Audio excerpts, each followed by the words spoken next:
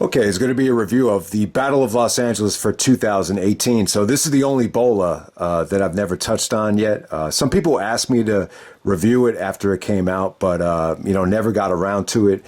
I think this one looks a little bit better, though. I know a lot of people weren't crazy about 2019. But I would definitely say I'm a little bit more confident about this one. Obvious reasons. You got Shingo, you got CIMA. I think Jeff Cobb actually won the tournament. I just think on paper, this looks like the better tournament, without a doubt. But I don't know. We'll see how it turned out. The general consensus is, after they moved to the Globe Theater, this is when the show started suffering. So we're going all the way back to September of 2018. This is around the time they ran the Allin show in Chicago. So a couple of weeks, about 2 weeks removed from the big Allin pay-per-view, believe it or not. So we're going back to September 14th, 2018 from the Globe Theater. I do know at the very last All-Star weekend, that was actually in Reseda. That was during April. So this must have been one of the first shows at the Globe Theater.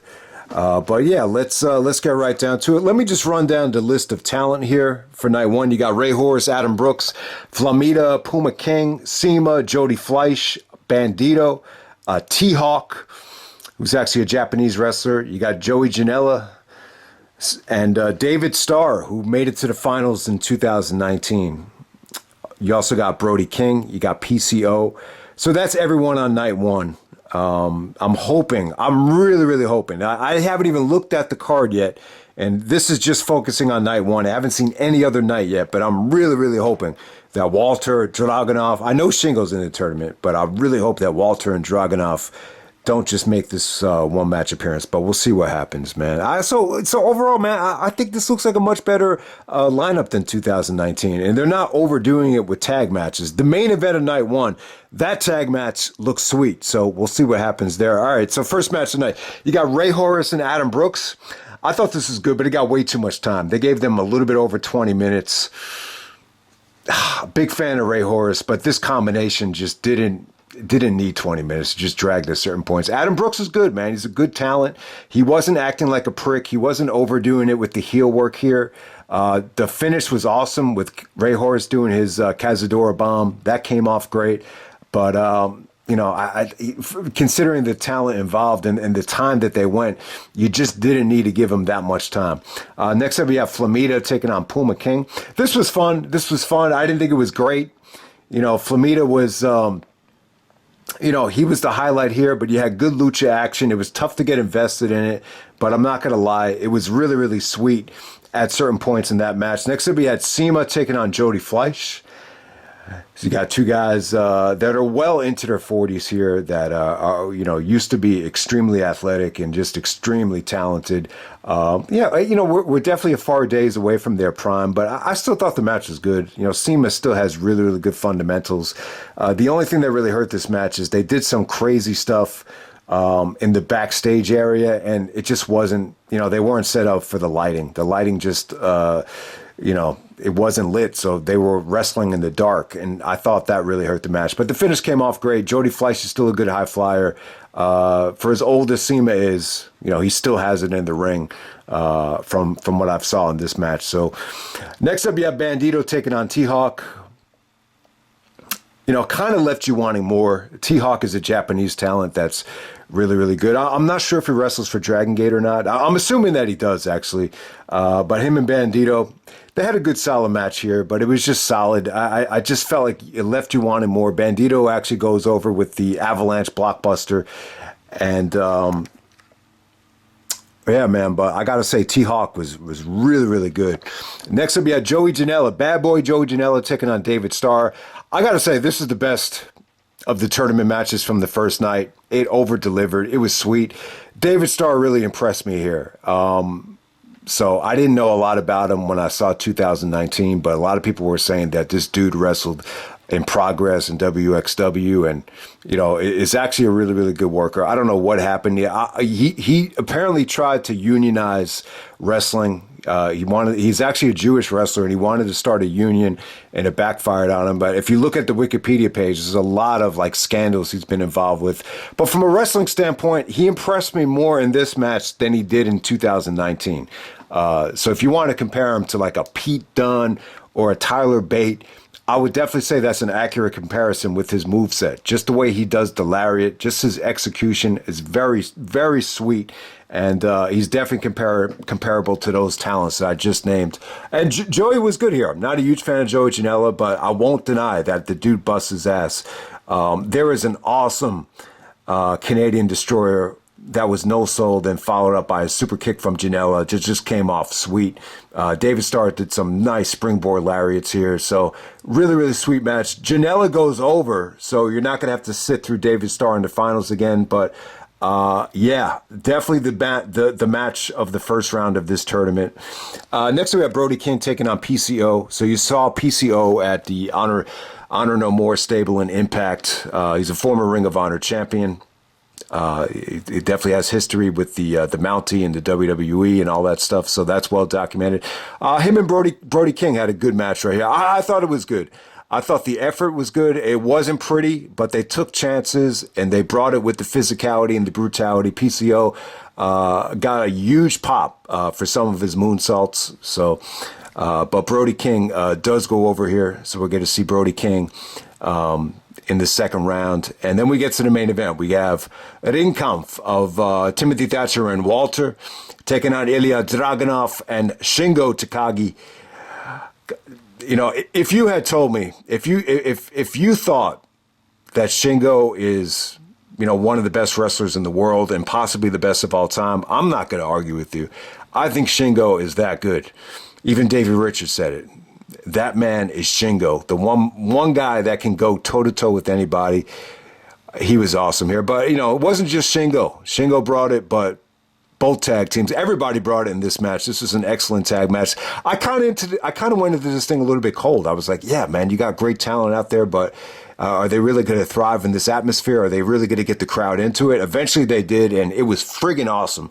Awesome tag match right here. This blows away any tag match that was in 2019's Battle of Los Angeles. That was an attraction.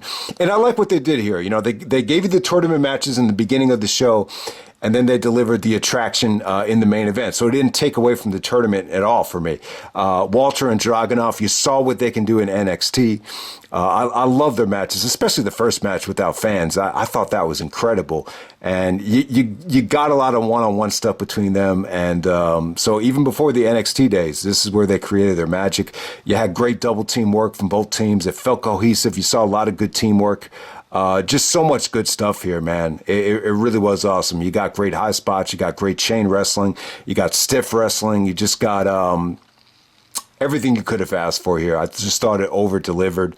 And, great tag match. I would definitely give this at least 4.5 stars. So that's the end of night one for BOLA 2018. Okay, moving on to night two of the 2018 Battle of Los Angeles. I got to say, this was pretty damn good. I mean, you can't ask for anything more than these last three matches of the tournament. You had Jeff Cobb and Darby, you had Shingo and Dragunov, and then you had Walter and Timothy Thatcher. So yeah, that was a pretty awesome triple main event right here with the actual tournament. And then you get a spectacular 6-man tag to end this show. But to start off the night, you had Trevor Lee taking on Marco Stunt. So you've seen Marco Stunt in AEW with Jungle Boy, and you've seen him over the years. So Trevor is actually making fun of Marco Stunt here. He's actually saying that you remind me of Super Dragon's son. I guess Super Dragon's son is really small. He said, "Are you even old enough to do anything?" And Marco Stunt gets on the mic and he's like, "I'm old enough to fuck yo mama." And then they have the match right away. So the match is a lot of fun. I thought Marco was impressive. Ultimately, Trevor Lee goes over, but from start to finish, I thought the pre-match stuff along with the actual match was, I'm not going to say it was great, but it was very, very entertaining. Next up, we have Jonah Rock taking on Sammy Guevara. So Sammy gets on the mic and starts plugging his YouTube channel. So the match it was kind of hit or miss. They got off target a couple of times. Sammy actually hit a moonsault off the top of the balcony. And it was all right. It was a little bit anticlimactic. It didn't come off as good as the Jack Cartwheel spot from 2022. Well, yeah, I thought Sammy was able to show what he can do here. He hit the shooting star press. He was going to do a move off of Jonah's shoulders, and then Jonah catches him in midair, power bombs him, and puts him into a front face guillotine face lock. It seemed like some of the fans were disappointed by the ending, but I thought it was really well executed. So Jonah, Sammy, Guevara, it was a solid match. It wasn't great. Next up, we have Robbie Eagles taking on DJ Z. Yeah, I didn't know what to expect from DJ Z. My first time ever seeing him. Kind of had a weird entrance here. I wouldn't say the match was great, but you could see both guys have a lot of ability. Apparently, DJ Z had to get emergency surgery right before this match. So he's still kind of making his way back. But I thought Robbie Eagles was impressive.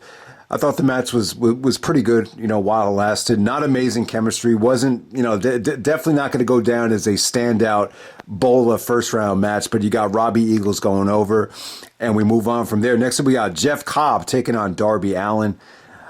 This was sweet, man. I thought Darby brought it. This was a really, really unique match of, David versus Goliath. They definitely had that type of feel. The ending was friggin' awesome. Basically we've seen Kota Ibushi do this to Mike Bailey at Bloodsport, but this was even more impressive. The deadlift German to Darby, it felt like an earthquake. So Jeff Cobb goes over a little bit under 10 minutes, but I thoroughly enjoyed this while it lasted. And next up we got Shingo taking on Ilja Dragunov here.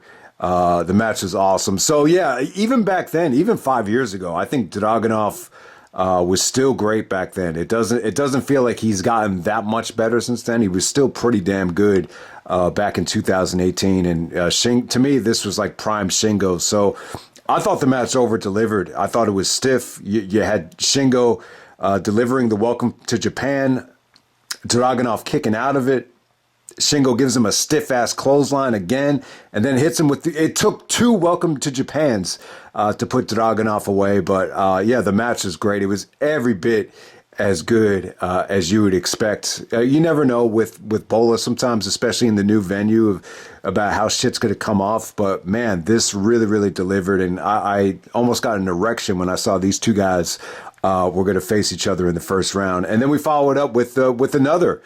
So you actually had the two tag team partners facing each other. Shingo and Dragunov tagged together on night one, so they face each other on night two. And then you got the same thing with Walter and Timothy Thatcher going at it.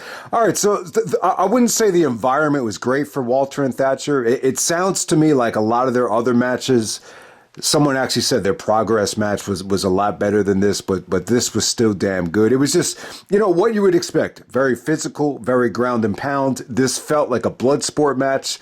This was right up Timothy Thatcher's alley. Walter really used his weight and his size to really, change the momentum here. Lots of elbow shots from Thatcher. Lots of, headlocks and face locks where Walter is, basically just using his body to break up the holds, and just so many stiff chops to Thatcher's face. And then Walter puts him down with this stiff ass lariat to get the pinfall there. So yeah, I was happy Walter went over, but yeah, the match was sweet. I just think from a crowd reaction standpoint, it just sounds to me like some of their other matches, they were able to feed off the crowd a little bit better than they did here, but this was still great nonetheless. And then the main event, we got CIMA teaming up with Desmond Xavier and Zachary Wentz of the Rascalz.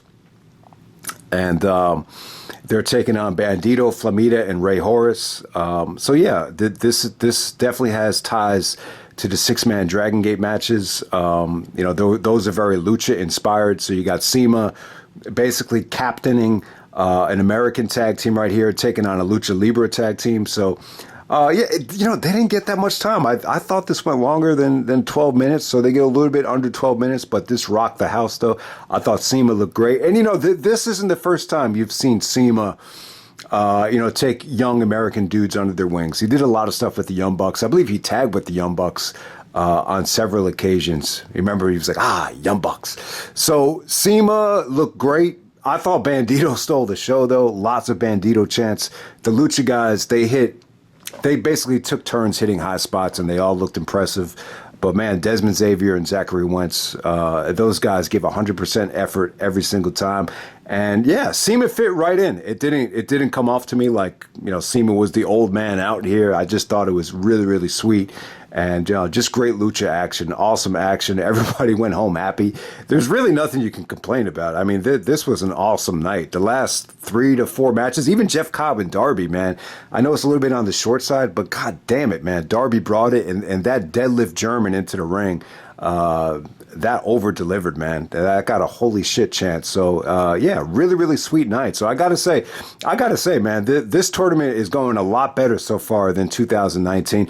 I mean, yeah, you still have tag matches, but they're not interrupting the flow of the tournament. They're going on in the main event after all the tournament matches are done. So I definitely think that's the right way. That's definitely the right call. So, yeah, night 2, I got to give it the thumbs up, no doubt about it.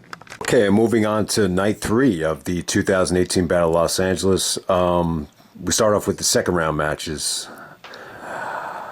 First match is now you got Trevor Lee taking on Brody King. The highlight for me was the pre-match promo. Trevor Lee's basically insulting Brody King for having a lot of tattoos. You're probably one of these guys that doesn't believe in God, and he says in PWG, I am God. So I'm not a huge fan of the combination. You didn't know it at the time, but this is NXT versus AEW. At that time, it was like Impact versus, maybe ROH. I don't even know if that's accurate, but kind of a bland combination. I really wasn't that into it, but they get almost 15 minutes out there. They wrestled hard. Trevor Lee definitely had his moments. Trevor Lee goes over Brody King. And we move on from there. Next up, we have Jeff Cobb taking on Ray Horus. It was good, man. Horus got, you got a lot of good offense in. Spectacular offense on Jeff Cobb. The ending was pretty sweet with the rock the baby to Ray Horus. So Jeff Cobb is able to go over in under 10 minutes. Really solid stuff right there. Next up, we got Shingo taking on Robbie Eagles. Awesome match. They packed in a lot of action. Under 10 minutes. Robbie Eagles actually kicks out of the Welcome to Japan. So, yeah, I don't know. I guess at this time, the Welcome to Japan wasn't, a crazy finisher. No one used to be able to kick out of that. But if Robbie Eagles is kicking out of it, that's definitely not a good sign for that finisher. But it was good, though, man. It was awesome stuff. Shingo followed the kick out up with this stiff lariat. And Robbie Eagles really got to show what he can do here. Just tremendous offense from him. You thought he might have almost had a chance here, and then they worked into a really nicely executed submission from Shingo to make Robbie Eagles tap out. So I thought this was great. They packed in a lot of action under 10 minutes. This is definitely the highlight of the second round. Next up, we have Joey Janela taking on CIMA. Quite the upset here. I thought the match was good. CIMA pretty much dominated it, hitting his cross-legged fisherman's buster in the ring and off the top rope, and he followed it up with a set of meteoras, and Joey Janela just kept kicking out of everything. Joey put his body on the line, and surprisingly he's able to upset CIMA with the super kick to put him away. Just really, really surprising that Janela goes over CIMA. I was kind of hoping we would get a Shingo versus CIMA rematch from Bola 2007, but that was not the case. And then we move on to Walter taking on Jonah Rock. Walter goes over in about 5 minutes. This was straight to the point. This was right away as soon as the bell rang. They just tried to suplex and destroy each other, but Walter goes over a little bit over 5 minutes. So it's nice and short and sweet and just, action-packed every step of the way. And plus, you got a big man like Walter, you want to conserve him. So definitely looking forward to, whoever Walter's going to take on in the next round, but it's probably going to be Bandido. And then next up, we got Bandido taking on Flamita. Sweet stuff, great lucha action, great crowd, very, very stiff. But at the same time, Bandido goes over Flamita with his 21 plex. But Flamita was really, really tremendous throughout this weekend. They did not disappoint here. They had great chemistry. They rocked the house while this lasted. So incredible stuff between Bandido and Flamita to end the second round right here. Okay, and before the semifinals, we actually had a tag team attraction match for the PWG tag team titles. I was cool with this. It definitely made sense. You needed something to break up, the second round in the semifinals. So you got the Rascalz of Desmond Xavier and Zachary Wentz defending against the Lucha Brothers, Penta and Ray Phoenix. Match is a little bit over 10 minutes. It was good stuff, though. This was NXT versus AEW in PWG before it was realistic. So I thought this was great stuff. Lucha Brothers, delivered some amazing offense. Rascalz are kicking out of everything. The Rascalz were actually wearing Lucha masks throughout the match. So you had that going on. Eventually they did get unmasked. But yeah, it was great action. Lots of fun. The crowd was hot for this. And you just had some amazing. Obviously, the highlight of the night the highlight of the match is actually the springboard package pile driver spot from the Lucha Brothers. That was awesome. Then you had a kick out there from the Rascalz. The Rascalz brought it. This was good. This was a tag team match that I thought elevated the show. All right, next up, moving on to the semifinals. We got Jeff Cobb taking on Trevor Lee. All right, 14 seconds. Okay, so I went to go fill up my coffee. By the time I got back, the match was actually over. So we moved right into Bandido. As soon as I got back, Bandido and Joey Janela were getting the entrances, or the ring announcing was going on for Bandido and Joey Janela. And yeah, Bandido and Joey Janela was awesome, man. It was great stuff. I mean, give Joey Janela credit. The guy busts his ass. Before he did a Death Valley driver on the ring apron, he actually screamed, fuck Jim Cornette, and then you had a fuck Cornette chant. So obviously, yeah, there's a generational divide with Cornette and the Joey Janela style of wrestling. But yeah, him and Bandido were great. This features some great selling from Janela. Bandido hit him with the 21 plex onto a set of chairs. Bandido does the fall away blockbuster avalanche onto a set of chairs. So Janela busted his ass, and these two guys had amazing chemistry. So you had a little bit of, hardcore stuff that the referee gave them a little bit of leeway with all the chairs and all that, all the suplexes through the chairs. So it was a lot of fun. It was great stuff, man. So give Janela credit, and we move on from there. Bandido goes over. So you got Cobb, Bandido advancing to the finals, and then we got Shingo taking on Walter.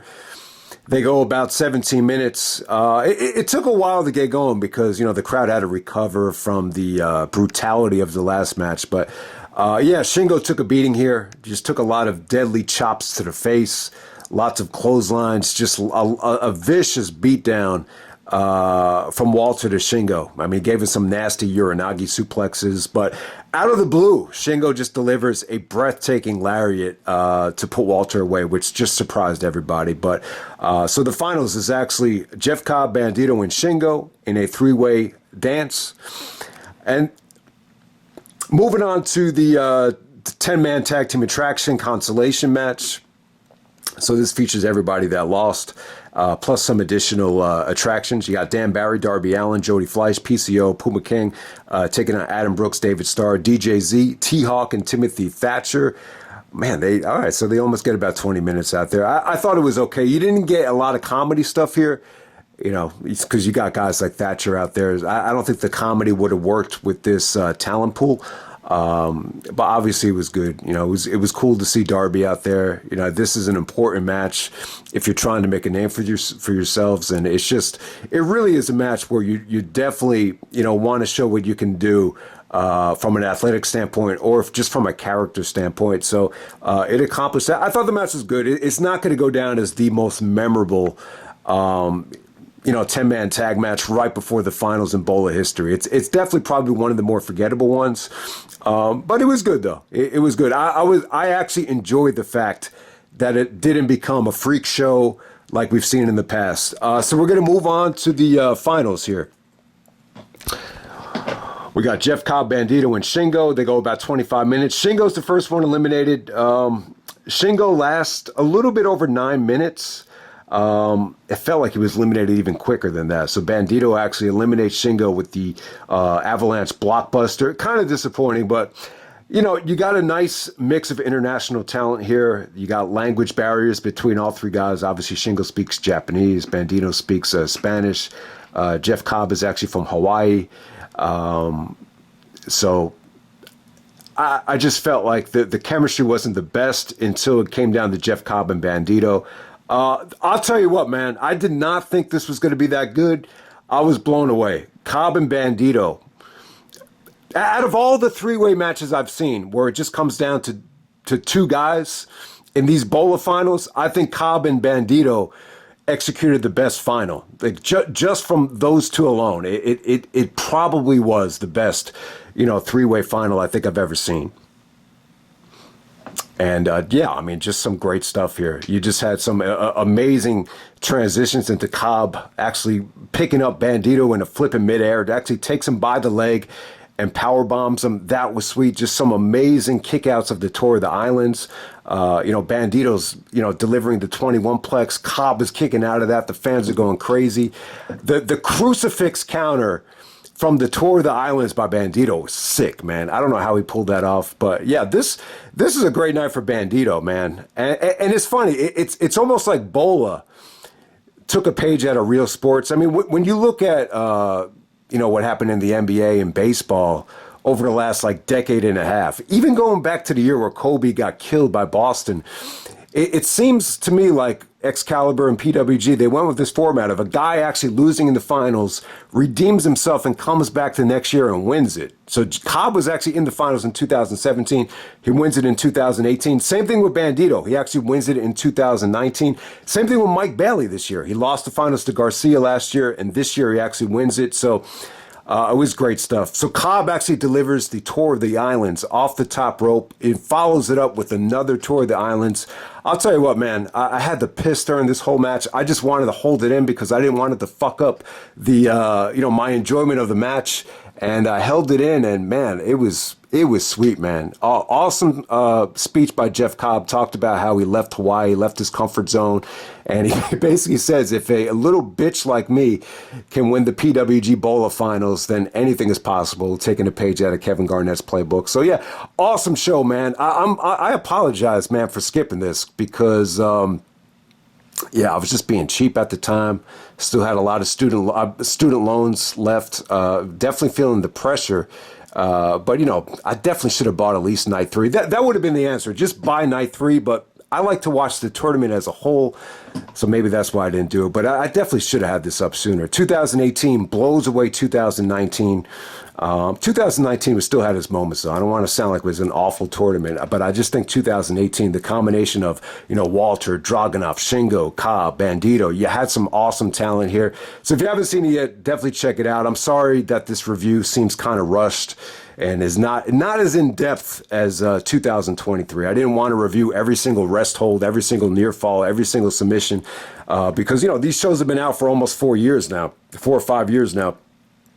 So I just didn't want to go as in-depth. But yeah, hopefully the review came out all right. This definitely gets the thumbs up for me. I definitely think the move to the Globe Theater for this show, it actually felt like the right move. So I do not think that Bola suffered from moving into the Globe Theater at all watching this show. So hope everyone enjoyed the review. Jeff Cobb, 2018 Bola winner, and I'm out. All right.